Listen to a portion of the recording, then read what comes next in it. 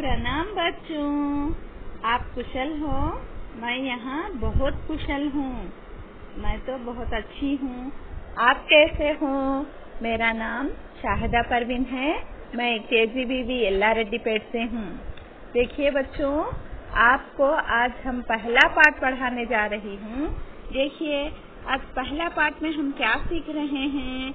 आप उन्मुखीकरण चित्र को देखिए, देखकर बताइए कि क्या कैसा लग रहा है। हाँ बच्चों, सही कहा आपने। ये हमारे तिरंगे झंडे को दर्शा रहा है। ये हमारे तिरंगे झंडे को दर्शा रहा है। यहाँ एक संदेश भी छुपा है। देखिए, संदेश क्या है? शांति का संदेश जहाँ है, सबका सम्मान जहाँ है, गीत खुशी के गाते जहाँ है, ऐसा भारत और कहाँ है। देखिए, हमारा भारत देश बहुत प्राचीन और सुंदर देश माना जाता है।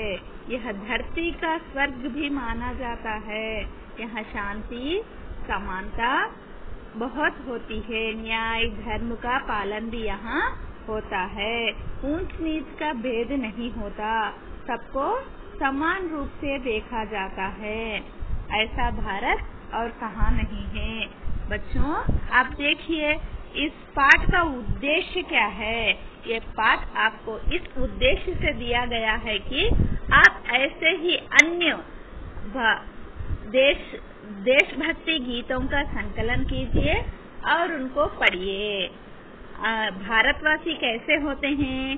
भारतवासी सत्य, अहिंसा, धर्म, न्याय, परोपकार, सद्भावना और मानवता आदि महान गुणों से भरे होते हैं। यही हमारी पहचान है। हमें इस बात पर बहुत गर्व महसूस होता है कि हम भारतवासी हैं। अच्छा बच्चों, इस पाठ का नाम है जिस देश में गंगा बहती है। कौन से देश में गंगा बहती है? हाँ बच्चों, हमारे प्यारे भारत देश में गंगा बहती है। गंगा नदी के बारे में आप क्या जानते हो? सही बच्चों, गंगा नदी एक ऐसी नदी है जहाँ पर स्नान करने से हमारे सारे पाप धुल जाते हैं। ऐसा बड़ों का मानना है। ये शिव जी के, भगवान शिव जी के जटायुओं से बहती है। ऐसा भी बड़ों का मानना है। इसीलिए वो नदी पवित्र नदी है। भगवान शिव जी की दूसरी पत्नी को गंगा के रूप में माना जाता है। गंगा को शिव जी ने अपने सर पर स्थान दिया है। इसीलिए इस नदी को इतनी पवित्रता होती है। अच्छा बच्चों, हम इस कवि के कवि परिचय को देखते हैं। कविता के कवि के बारे में हम कुछ जानकारी प्राप्त करते हैं। देखिए, एक कवि का नाम है शैलेंद्र कुमार जी। इनका नाम क्या है? शैलेंद्र कुमार जी। इनका जन्म 1923 में हुआ। इनका जन्म कब हुआ? 1923 में हुआ। इन्होंने कई प्रसिद्ध फिल्म गीतों की रचना की है। इन्होंने कई प्रसिद्ध फिल्म गीत చాలా సినిమాలకి పాటలు రాయడం జరిగింది। 3 बार फिल्म फेयर पुरस्कार से सम्मानित किए गए हैं। इन्हें 3 बार फिल्म फेयर अवार्ड भी मिल चुका है। इनका निधन 1966 में हुआ है। इनका निधन कब हुआ? इनकी मृत्यु कब हुई? 1966 में। अच्छा बच्चों, आपको इनका कवि परिचय याद करना चाहिए। देखिए बच्चों, हम अब इस नदी के बारे में इस गीत को पढ़ेंगे। चलिए। होठों पे सच्चाई रहती है, जहाँ दिल में सफाई रहती है, हम उस देश के वासी है जिस देश में गंगा बहती है। होठों पे सच्चाई रहती है, जहाँ दिल में सफाई रहती है, हम उस देश के वासी हैं जिस देश में गंगा बहती है। बच्चों सुना, होठों पे सच्चाई रहती है। हमारे भारतवासियों को हमेशा सच बोलने की आदत होती है। हमारे होठों पे हमेशा सच्चाई होती है, दिल में भी सफाई होती है। हम भेदभाव नहीं रखते, हमारे दिल साफ रखते हैं। अगर किसी को कुछ भी कहना है तो कह देते हैं, हमारे दिल तो साफ रखते हैं। हम इस देश के वासी है जिस देश में गंगा बहती है। हम उस पवित्र भारत देश के वासी है जिस देश में पवित्र गंगा नदी बहती है। जितनी नदियां हैं हमारी, हर नदी को एक एक पवित्रता होती है। हमारी गंगा नदी तो बहुत पवित्र है, यहाँ स्नान करने पर हमारे पाप धुल जाते हैं, ऐसा हमारे बड़ों का कहना है। पिल्ललू, होठों पे सच्चाई रहती है। होठ का अर्थ है పెదవులు. పెదవుల పైన ఎప్పుడు నిజాయితీ కనిపిస్తుంది. మనం ఎప్పుడు నిజమే మాట్లాడతాము.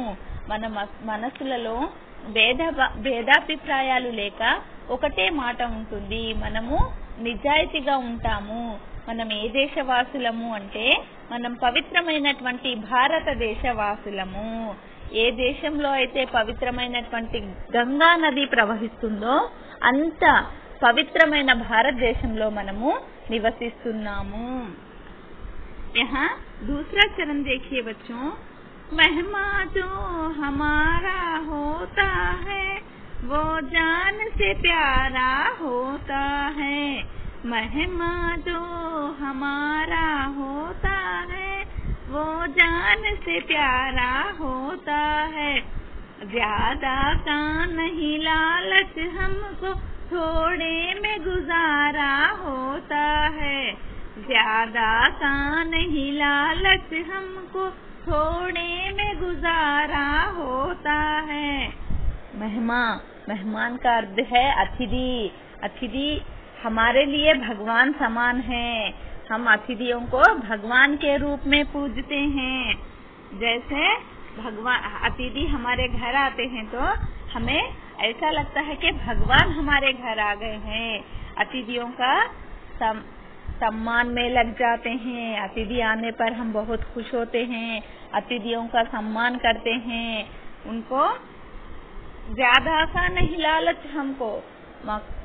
ज्यादा का अर्थ होता है बहुत नहीं, हमें थोड़े में गुजारा होने का हम करते हैं। गुजारे का अर्थ है जरगदम। ओके ना अम्मा? महिमा जो हमारा होता है, महिमा అంటే అతిథి. అతిథులు ఎవరైతే మనకు ఉంటారో వాళ్ళని మనము అతిథి వస్తే భగవంతుడు వచ్చాడు అని మనం అనుకుంటాము. అతిథి దేవో భవ అని కూడా అనడం జరుగుతుంది. అతిథులని మనము భగవంతునితో సమానంగా చూస్తాము. అతిథులు మన ఇంటికి వస్తే చాలా గౌరవ మర్యాదలతో వాళ్ళని సత్కరించడం జరుగుతుంది. ज्यादा का नहीं लालच हमको थोड़े में गुजारा होता है। మాకు బాగా కావాలని ఏం లేదు, మేము అది పెట్టాలి, ఇది పెట్టాలి, ఇది ఉండాలి, అది ఉండాలి అని ఆలోచించము. ఎంత ఉంటే అంతలో సంతోషించే తత్వము మన భారతీయుల్లోనే ఉంటుంది. అర్థమైందా అమ్మా? మన భారతీయులకి ఎప్పుడు నిజాయితీగానే మాట్లాడే అలవాటు ఉంటుంది. మన మనసులలో భేదాభిప్రాయాలు లేకుండా ఉంటాము. మరియు ఎక్కడైతే అతిథుల్ని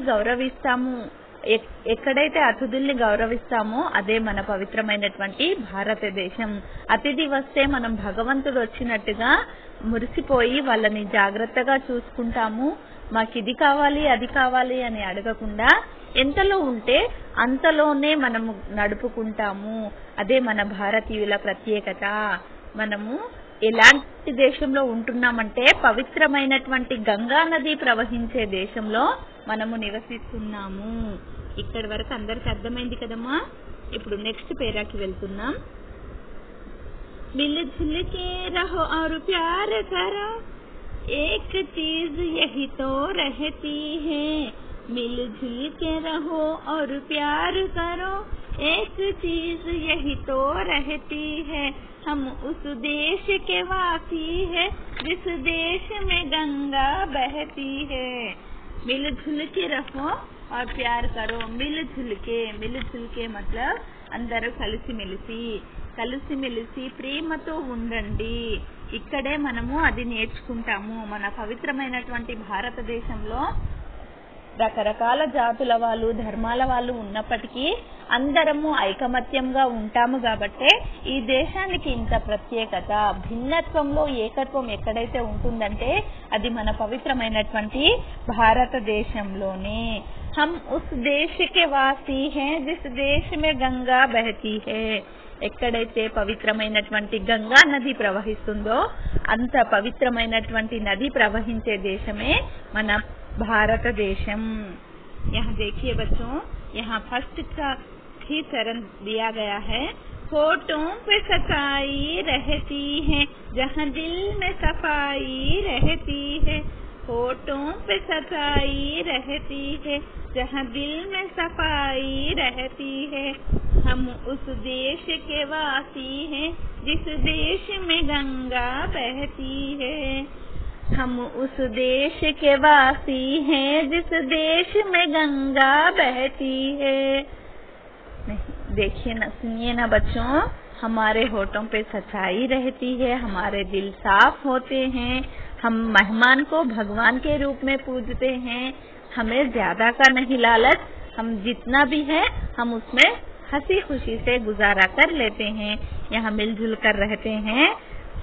सभी को यही सिखाते हैं मिलजुल कर रहने की.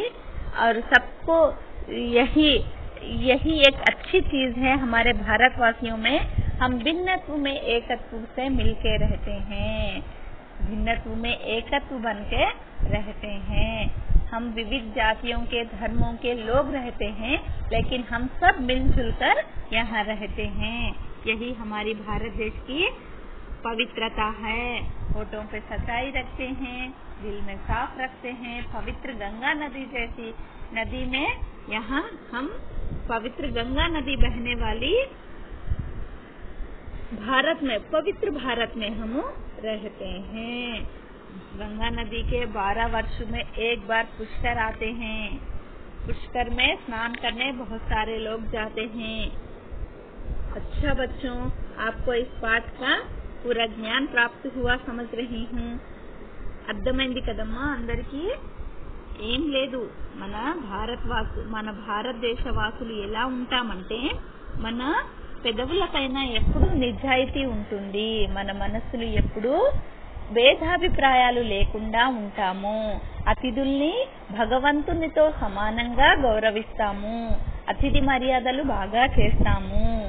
బాగా కావాలని కోరుకోము, ఇది కావాలి అది కావాలి అని కోరుకోము. ఎంతలో ఉంటుందో అంతలోనే హ్యాపీగా ఉంటాము, సంతోషంగా ఉంటాము, కలిసిమెలిసి ఉంటాము. అందరికీ నేర్పుతాము. కలిసిమెలిసి ఉండడంలో ఉన్న గొప్పతనం ఏంటో అందరికీ నేర్పించే పవిత్రమైనటువంటి భారతదేశంలో మనం ఉంటున్నాము.